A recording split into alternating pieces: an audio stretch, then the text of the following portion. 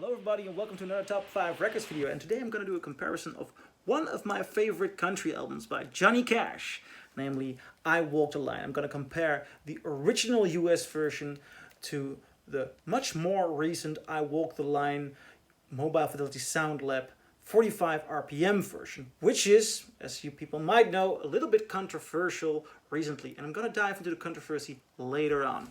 Now, why is this such a good album? It's songs, and it is the way Johnny Cash sounds so completely sincere on it. His voice is brilliantly recorded.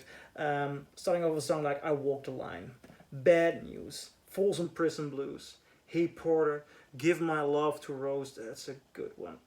Big River.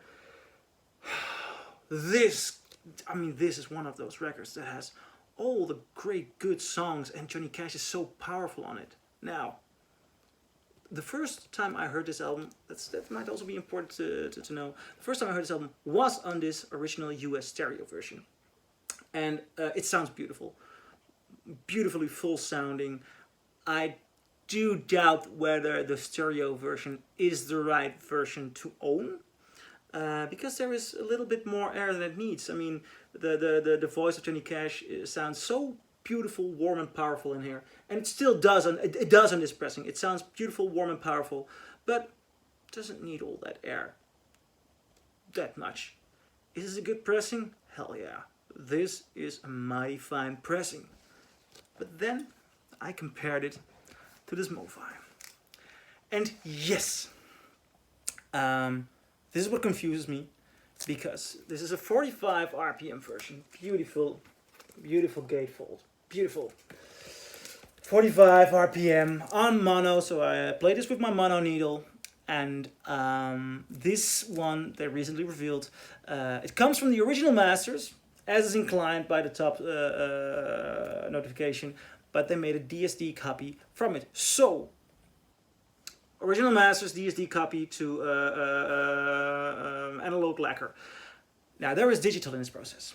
And a lot of us audiophiles claim or think that digital immediately ruins it. And I'm not a fan of digital. Let's be clear about that. I'm not a fan of digital. But in this case, something went right, because this blows the original clean off. I mean, damn, well, this 45 RPM sounds good. I mean, it's out of print on the MoFi website, and I understand, because the other one is a beautiful sounding US country pressing quality. Like if you get more country records, you know what I mean. Beautiful, full sounding, warm country pressing. This is audiophile territory in which his voice takes over the place. And the instruments are there, of course. I mean, everything is there. The balance is brilliant. The balance is perfect. But this is an exhibition on the quality on human voice. It is so good. And these songs, I mean, these songs sound mesmerizing. This is something you can put on if you want to impress friends and family by not only the quality of your system, but also by the quality of Johnny Cash, and the early quality of Johnny Cash, because it's much more popular these days to show old Johnny Cash, and it has always been quite popular to do Folsom Prison and what's the other one? San Quentin. Beautiful records, obviously beautiful records. But this one, this beautiful, great mono MoFi. And it's confusing. It is confusing because there's a digital step in the process. Nevertheless, this is the best sounding version of I Walk the Line. So, something to think about when we evaluate or re-evaluate the situation with MoFi, because obviously, they should have been more open about their sources. But that doesn't make all of the pressings bad. All of them. Because I will always remain sharp, and I will probably also do some shootouts in which the MoFi does not survive. But today, with this one, Walk the Line, they clearly did. So, what do you think?